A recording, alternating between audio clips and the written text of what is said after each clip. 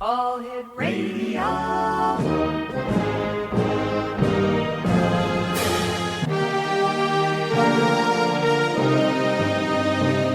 Welcome to the X Zone, a place where fact is fiction and fiction is reality. Now, here's your host, Rob McConnell.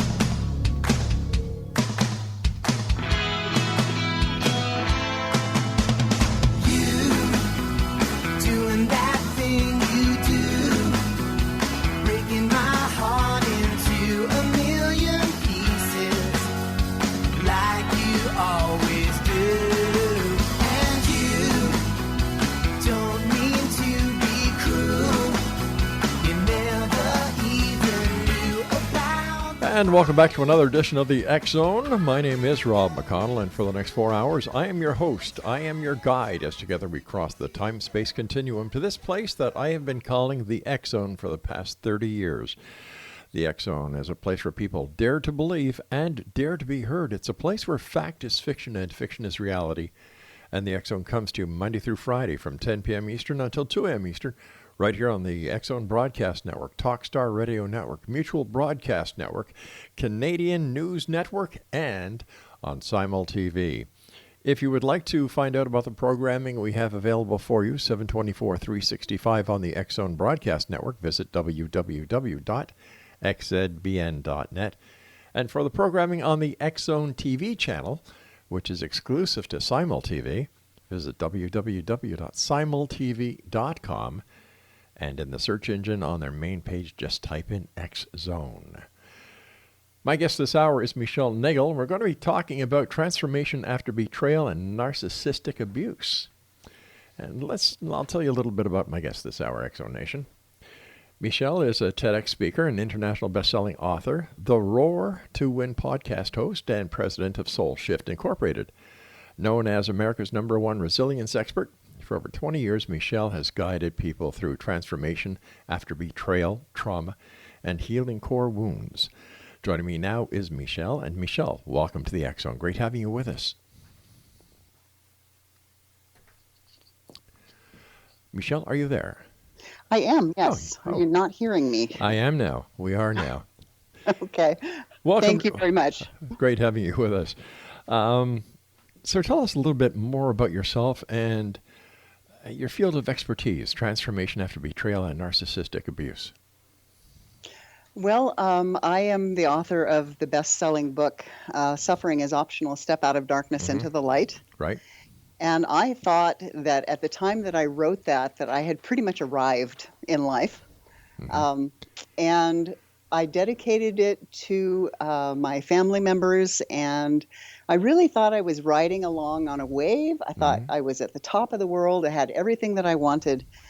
And then I discovered one day that you don't ever arrive, and I suffered a betrayal trauma that completely shattered and destroyed my life so that I was unable to function, literally, for over 2 years. Let me ask you this. What is a betrayal trauma? Well, a betrayal trauma is when somebody breaks a spoken or unspoken agreement with you. And so you can have a small betrayal, like discovering that you ordered something and it had something you were allergic into it. You know, that could end up being a big betrayal depending on how you responded to it. But it's not necessarily a life-shattering thing. Like if you didn't want corn syrup and you discovered they put corn syrup in it, or that it had a GMO product or something, that's a smaller betrayal. All the way up to a major betrayal by a family member. The ones for the family members are the most difficult ones to get over because they are the people you trust the most. They're the people that are supposed to have your back. Right. And when they don't, it affects you in a much different way than any other kind of loss. So if you have another kind of loss, like, you know, a natural disaster, or somebody passes away from an accident or a disease or illness or something like that, that doesn't make you immediately go into, oh my gosh, what's wrong with me? Right. Whereas a betrayal does, because it's so personal. It is so focused on the destruction of you. And you have to then rebuild your entire self from the ground up. And that's what makes it so devastating. I would imagine that most of these betrayal traumas, in my opinion, would be caused between a husband and wife, boyfriend, girlfriend. The ones that are hardest to get over are often that kind of a relationship, yes. This is a very moving type of work, very, very emotional, I'm sure, for you. Why do you do it? Because I know what it feels like. I know what it's like to be there. And it's very interesting because I had decided at one point in my life, I felt I was physically ill because after a betrayal trauma, there is often physical illness. I mean, it's like whack-a-mole. You have all of a sudden you've got a gut issue or a heart issue, or you end up with pneumonia, or, and you go to the doctor and the doctor gives you stacks upon stacks of pharmaceuticals and you're still not getting better because the emotion is trapped in your body and it's just moving around. So I had decided at one point that I was just going to take my own life because it had affected me so badly. And I was putting my makeup on because I was going to go to one last meeting before I had my plan and everything. And as I was putting my makeup on, I had the idea that, wow, you really know what this feels like, because I'm a coach and I've helped people before who have come to me with suicidal ideation. And it had always been kind of an intellectual, oh, I understand how that feels or how you might feel about that. But this was a, oh my gosh, you know how this physically feels in your body now. And the thought came, you need to go write that down. So I went and wrote it down. Then I put on another layer of makeup or whatever.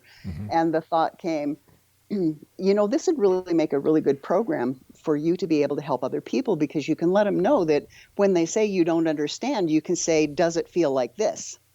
And so I thought, okay, well, I need to go write that down too. So I wrote that down. And then I thought, as I'm just finishing the last touches of my makeup, the thought came up. It's like, you need to write down exactly how you would help somebody walk through this process. And so I went and I wrote that down. And as I'm sitting there at my desk writing it down, I kind of looked up at the ceiling and I said, very clever. Because at that point, I was given the desire and the burning determination that nobody else would ever go through this alone. Divine intervention. I thought so. Yeah, I believe in that. I believe very strongly in divine intervention.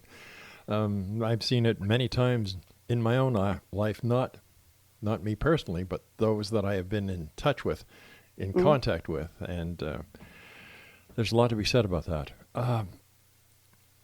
What was your next step? You realized that you could help people. Well, my next step then was that I needed to heal myself, because what was I going to help them with? That's right. Because I was still a mess. And so I met with a Dr. Debbie Silber, who owns the Post-Betrayal Transformation Institute in New York. And I worked with her, and I was able to heal to the point where I was able to be effective in helping other people through this horrible process. And I became one of her post-betrayal transformation coaches. So now she doesn't do personal coaching. She sends people to her coaches. So she sends people to me so that I can help them through the process. So the very first thing I had to do was heal myself. And how did you do that? Well, it takes a lot of digging. Unfortunately, it's not an easy process. But if you look at a betrayal as like you have a house and your house was just a tornado came through and just totally leveled your house to the ground. Except that in the case of a betrayal between an intimate partner, it's as though that intimate partner is standing across the street with a cannon, and they're also blowing the foundation out. So you've got these big, huge holes and chunks. And now you stand there and you think, okay, I've got to rebuild this. I have to rebuild my life, because you have to start from that level. And you decide, okay, do I want to keep the same house? Do I want to keep the same floor plan? I've always wanted this kind of a room in there. Maybe, I want to have a music room. I didn't have a music room in my original house. So do I want to put one of those in there? And then you can take the same foundation and you can rebuild the foundation, which is rebuilding the parts of you that were wounded perhaps from childhood, that allowed you to attract somebody that would betray you. And then you can rebuild your house. So I know somebody who did that was in Weed, California. When Weed burned down, there was a woman who took a look at her foundation and she thought, I've always wanted to have my laundry room larger, and I wanted to have a big bathroom in my bedroom. And so she just started redesigning her house. It's nothing. It looks the same on the outside, but it is nothing like the same on the inside. And that's what you have to do to yourself, too, is you have to rebuild the inside. It sounds like what you have to do is basically make lemonade out of lemons. Yes, you do. Yeah. And it is a choice. It's a decision that you have to make. All right, stand by, please. Michelle, you and I have to go to our first break. And X Zone Nation, our guest this hour is Michelle Nagel. And if you'd like to find out more about Michelle, here's her website address. It is www.isoulshift.com. And Michelle and I will be back on the other side of this commercial break as the X Zone continues with yours truly, Rob McConnell, from our broadcast center and studios in Niagara, Ontario, Canada. I like the way you smile at me. I felt the heat that enveloped me. And what I saw, I like to see. I never knew where evil grew. I should have steered away from you. My friend told me to keep clear of you. But something drew me near to you. I never knew where evil grew. Evil grows in the dark.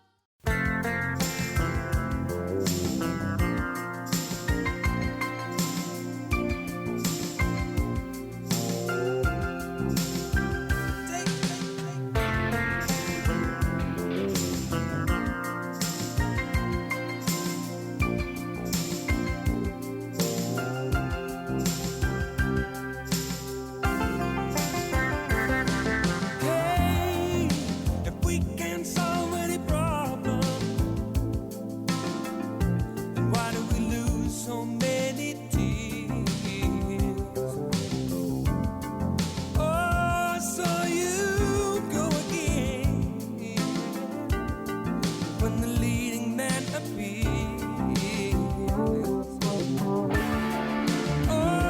Always the same thing. Can't you see we've got everything going on? Every time you go away, you take a piece of me with you. And welcome back to the X Zone, everyone. I am Rob McConnell. We're coming to you from our broadcast center and studios in Niagara, Ontario, Canada. Our guest this hour is Michelle Nagel, and her website is isoulshift.com. That's the alphabet I, soulshift.com. Michelle, is there a difference between... Well, that was kind of nice. Thank you very much, Craig. Michelle, hey, that's what I love about his enthusiasm. Michelle, is there a difference between betrayal and grief? Well, that's a really good question. There is grief that is caused by betrayal. But I actually spoke to a woman shortly after my betrayal who lost her husband of 35 years. Oh, my gosh. And she said that she was certain that she was luckier than I was because she didn't have to worry about running into her husband with another woman downtown, which I do. So I thought, wow, that's really true, because she said, I got to go through the closure of burying my husband. I know where he is.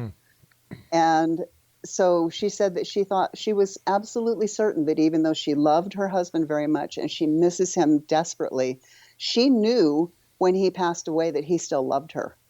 And there was never any of the doubt going on in her mind as to whether or not he loved her, whether or not she was good enough. She didn't look at it as there's something wrong with me. My husband died.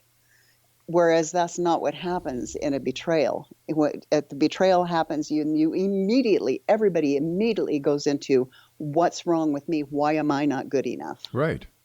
Yeah. I remember in high school, guys would break up with girls and girls would break up with guys, and it was devastating at those early ages and those early years. But you said something before that I wanted to ask you about. You said that it could be something in the person's past that attracts them to people who have this tendency of betrayal. How do you find out whether or not the person that you're interested in or the person you're married with has betrayal tendencies? Well, it's pretty much something that you have to look at historically. You have to see how many times have you been betrayed in your lifetime. Me? Also, well, yeah. How many times have you been? Never. That's what a person has to look at. Well, you might have been, though, because when was the first time that your best friend told a secret of yours? Did that ever happen to you? No, ma'am. Never. Never. You must have some awesome friends. But many times, if a person can look at how many times they have been betrayed in the past, because there's something in your life that's asking to be looked at, that's asking to be healed. And if you don't, it's like you've got some sort of a system that is sending signals out to people like, this is another person that you can take advantage of, and this is a person that you can betray. So there's something that's called to discover whether or not you've got that kind of a relationship. If you have somebody who has betrayed you, right, and they immediately own up to it and they accept responsibility for it, they say, oh, I am so sorry. I don't know what got into me. I really am so sorry that I've done this to you. It must be really, really painful. What can I do to make it up to you? And then they go through the process to make it up to you. They don't just say sorry, but they actually make the changes necessary. Then you know that you have a relationship that you can work with that is salvageable. And then there's another stage where the window closes a little bit and where they say, well, yeah, I did it, but I did it because. Maybe I did it because everybody else is doing it. Maybe because I felt pressure. Because if it's another person that they had an affair with, like they were there. So, I couldn't resist. I did it because they were there, or I was drunk, or whatever their thing is. That's somebody that's not accepting 100% responsibility for what they did. And you know that's going to take a little bit more work to salvage a relationship with them. The third level, the window's 3/4 of the way closed. And this is the one who would say, I did it because you. Now it's your fault. I had an affair because you weren't. And then these are the people who will tell you what was wrong, like you weren't sexy enough, you were too cranky, you put on too much weight after the last baby was born, whatever excuse they want to give you. So they're accepting no responsibility whatsoever, and they're giving it all to you. And then the fourth person, which is the one where there's no chance for a relationship whatsoever. This is where the window's completely shut and locked. It's where they look at you and they just go, what's the big deal? I don't understand. I mean, you should stop griping about it. It hasn't got anything to do with you. And they're not accepting any responsibility, and they couldn't care less about your feelings and your emotions. And you know that there's no chance to salvage a relationship with that kind of person. Wow, talk about cold and callous people.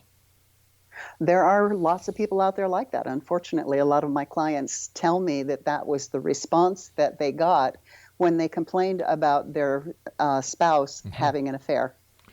Is it because we live in an age where society thinks that people are disposable? That, hey, there's always going to be another person around the corner, so what the hell?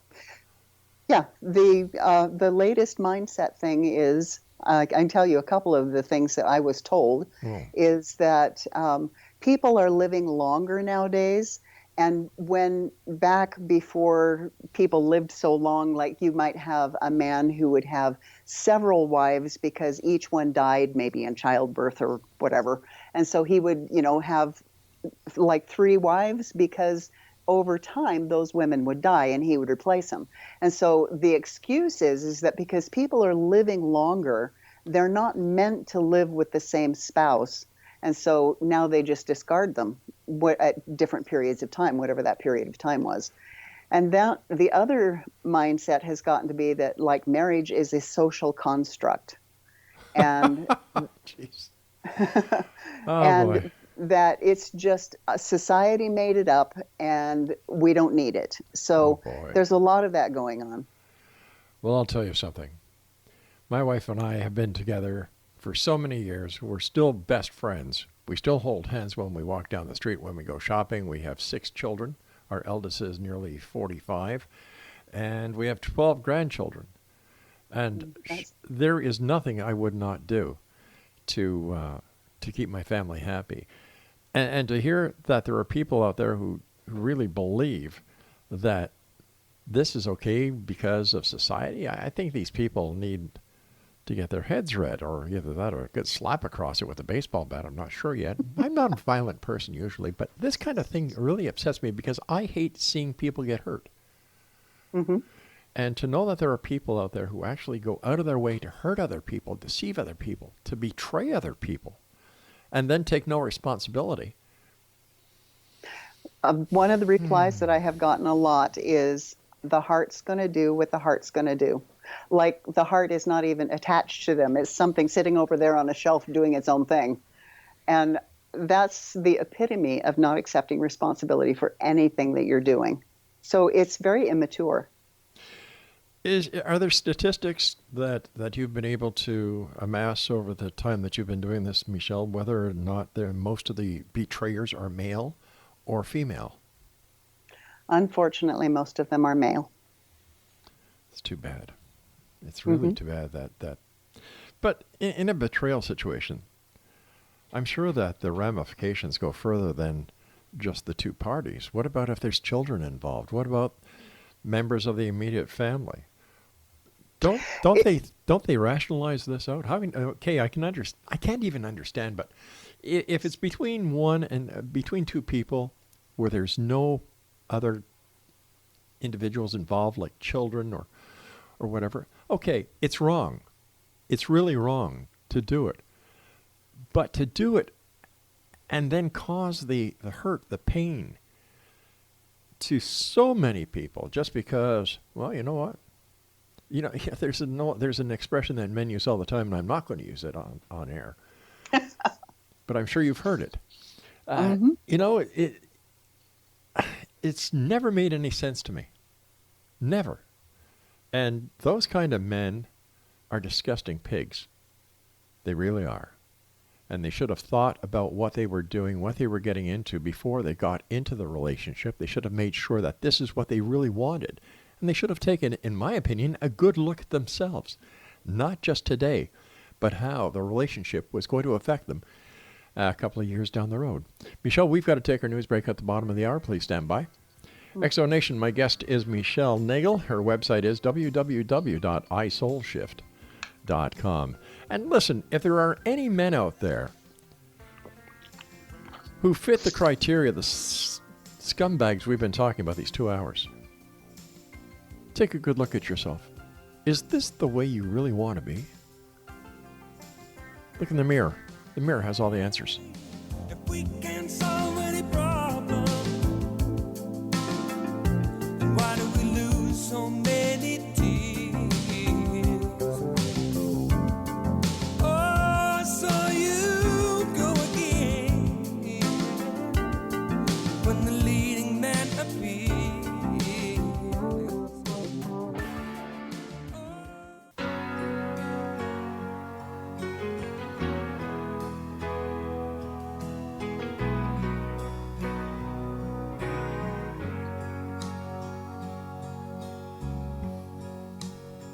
You spend an awful lot of time in Massachusetts.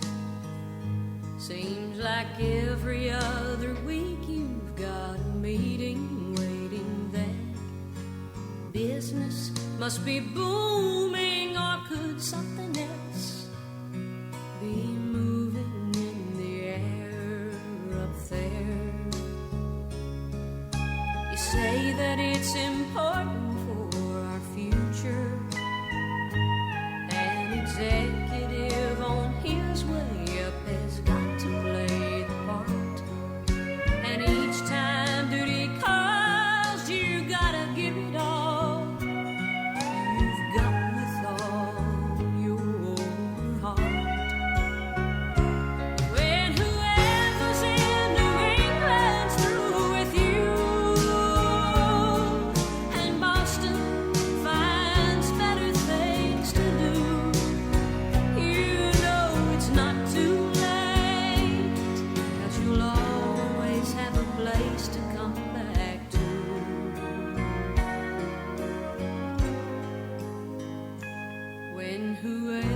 lives in New England's through with you.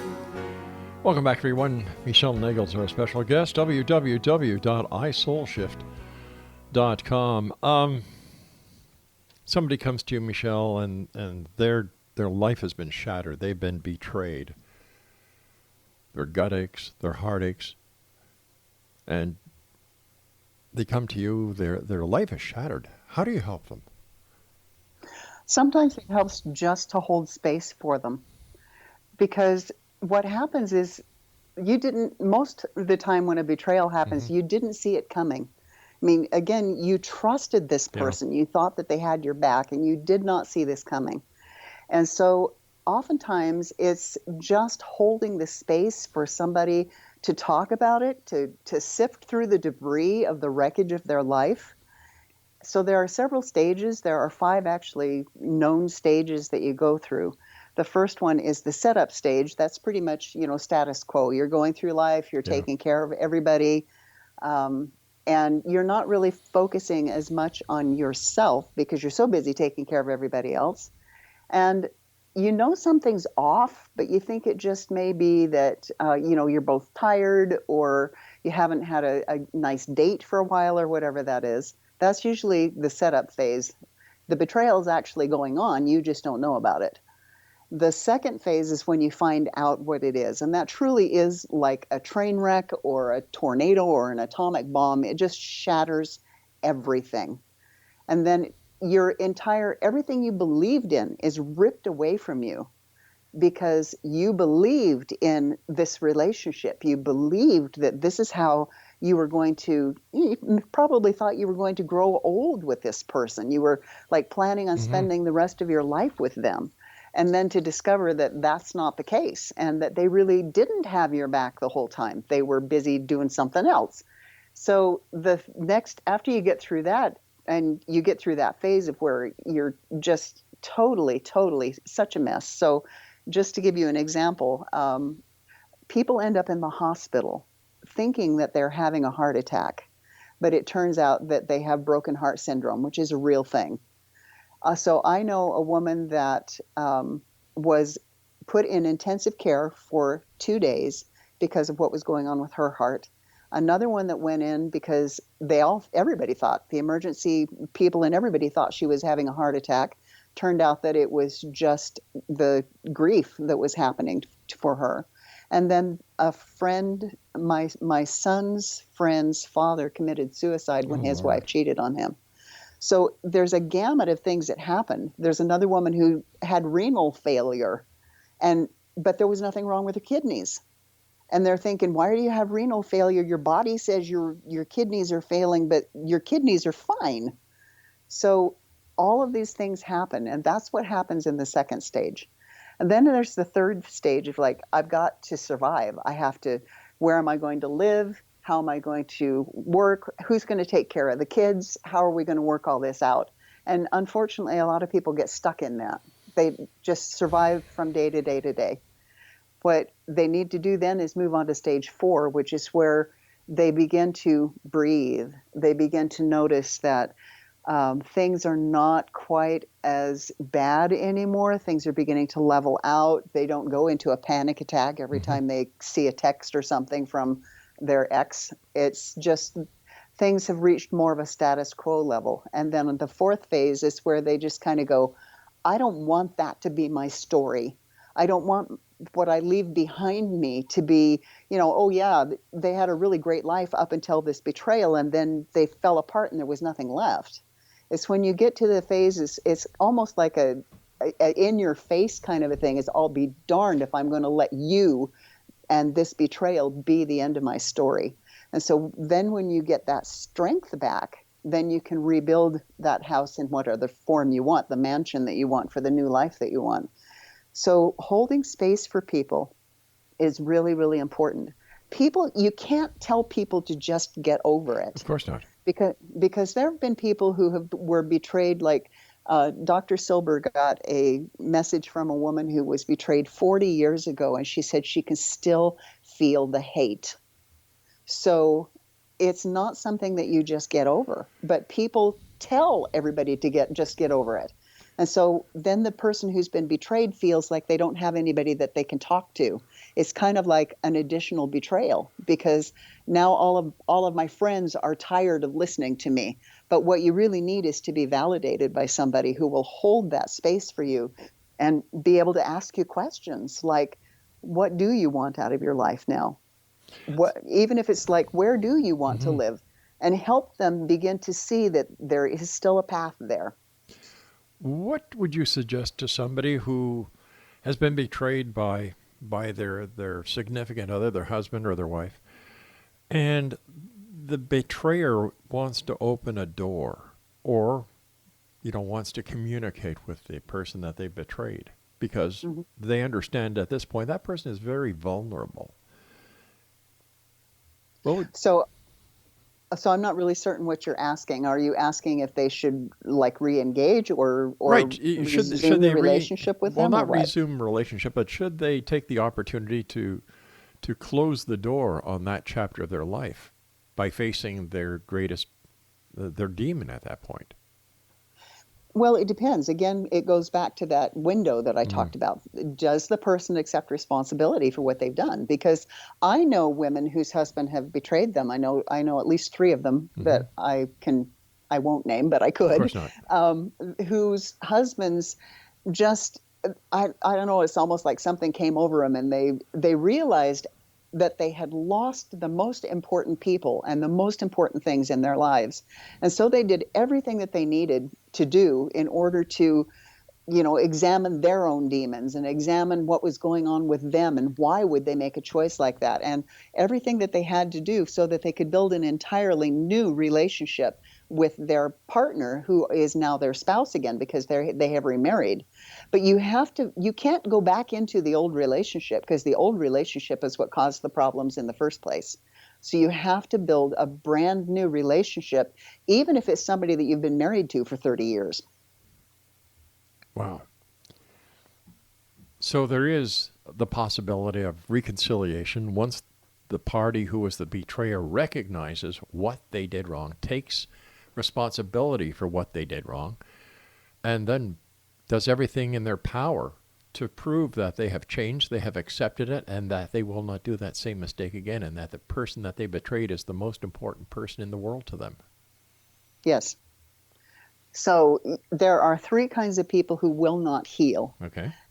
The first one is the people who only want to they want to keep their story. It's important to them because it gives them the opportunity for them to have something tragic to talk about with people, and the people are going, oh, that's really awful. So kind of a negative feedback kind of thing that people get into. And they just talk about it all the time, and that becomes their story. So they get something from that. So that's the first kind. The second kind is the people who will not deal with the pain. They will distract or numb or medicate or whatever it is that they need to do so that they won't feel the pain and they don't have to deal with the fallout from whatever has happened to them. So that could be, pharmaceuticals, that could be alcohol, it could be drugs, it could be food, it could be chocolate, it could be exercising too much, doing something to make it so that you're just not feeling, you just numb out. And the third person that is unable to heal is the one in which the betrayer has no consequences. So the betrayer has done something really, really terrible, and the betrayed says, oh, I want them back so badly, I'll take them back no matter what, and nothing changes. And that person will never heal from that. They go right back into the same situation. Yeah, they do. And you never know whether or not they're going to do it again. All right, Michelle, please stand by. Thank you so much for joining us. Great talking to you. And I admire the work that you do. I really do. Exo Nation, if you'd like to contact our guest this hour, her name is Michelle Nagel, and her website is isoulshift.com. And we'll both be back on the other side of this break as we wrap up this hour here in the X Zone from our broadcast center and studios in Niagara, Ontario, Canada. My name is Rob McConnell. Don't go away.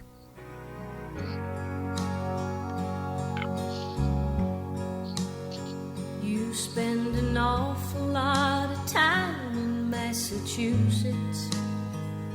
Seems like every other week you've got a meeting waiting there. must be booming, or could something else be moving in the air up there? You say that it's important for our future. An executive on his way up has got to play the part, and each time duty comes.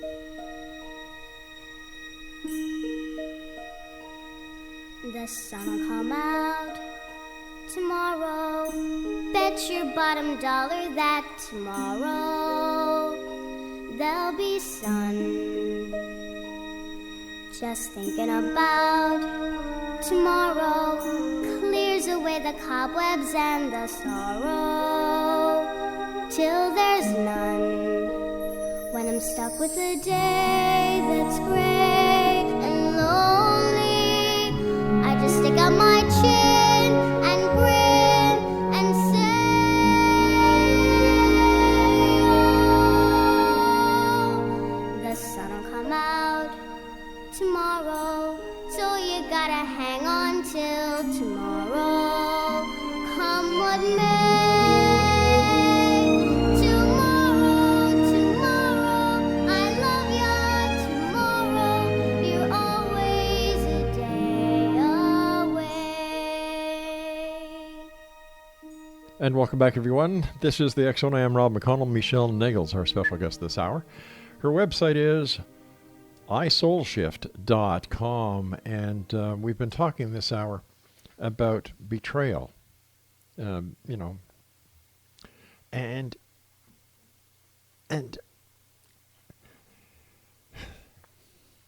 when you think about it, people, it's think before you talk, think before you act. It's there's an old saying, a stiff something has no conscience. Well, come on, guys.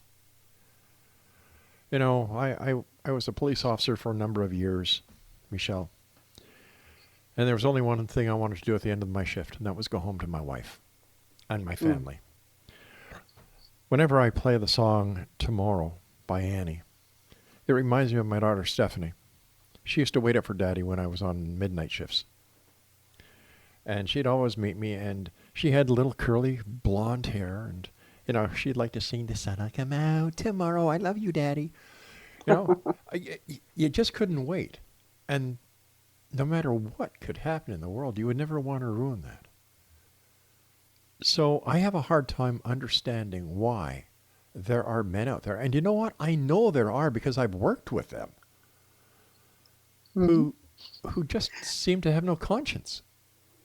Yeah, that's the case. And just so that we're not bashing on men, there are women that do it too, but unfortunately the majority are men. I'm calling a spade a spade. Okay. First of all, before we go any further, I want to thank you so much for the work that you do and for bringing this into the public light, because I'm sure that there are so many people who feel ashamed that this has happened to them, that they just want to crawl up and turn themselves into a ball and just stay under the covers because they're so hurt. But that has happened to a lot of people. I had a woman who, she was self-employed, and she said that she was literally unable to get out of bed for 2 months. My God.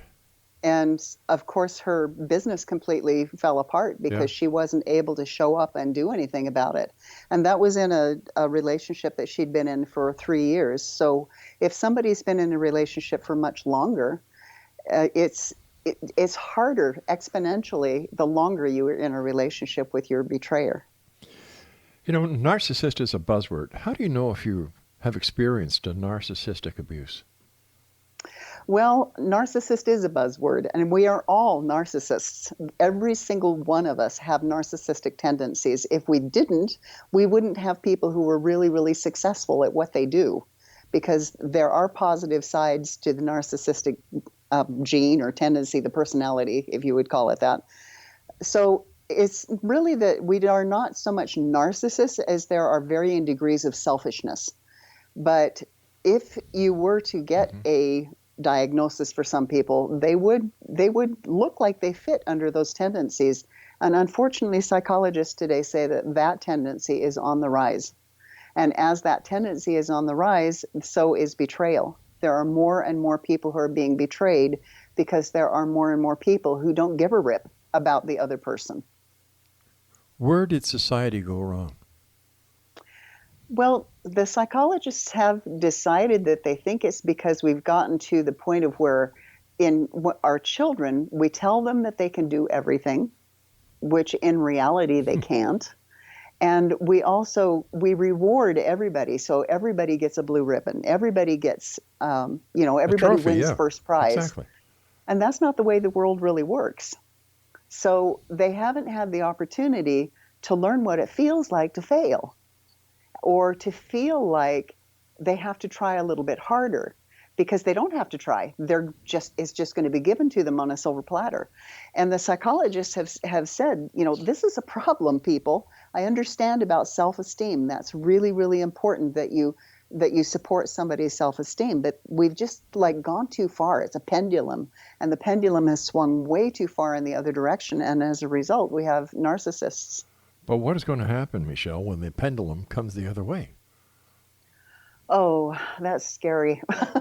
Hard to think about. I don't know, because the destruction of people's lives is really being affected by this tendency to be, it's the me generation, me, me, me, me, me. And I'm not saying that it's like millennials or the X generation or any of those. It's just the people from down at what do they call it, baby boomers? Yeah. The baby boomers on up. It's just people who are selfish, because society doesn't value the relationship of a family anymore. So many children are being raised without both parents in the home, and the crumbling of the family has made it so that everybody's doing it. So when I was a kid, you never knew hardly anybody whose family member went to jail, for example. Yeah. Now it happens all the time.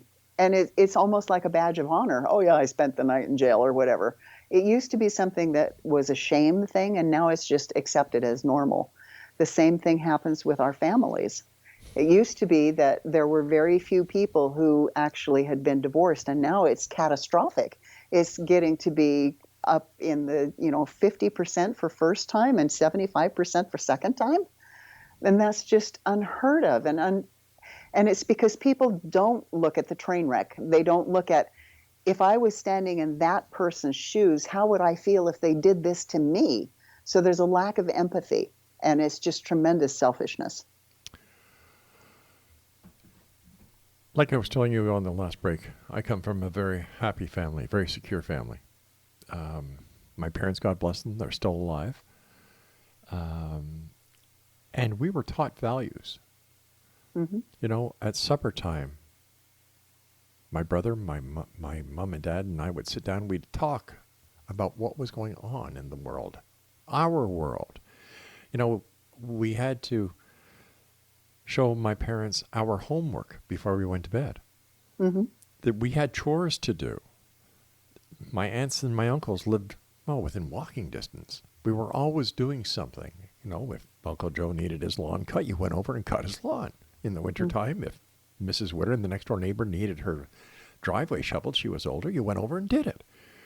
And these are the same values that we've taught our children, and our children are teaching them to their children. And to see society the way it is, where it's, like you were saying, single parenthood, disposable society. Kids are spoiled rotten these days.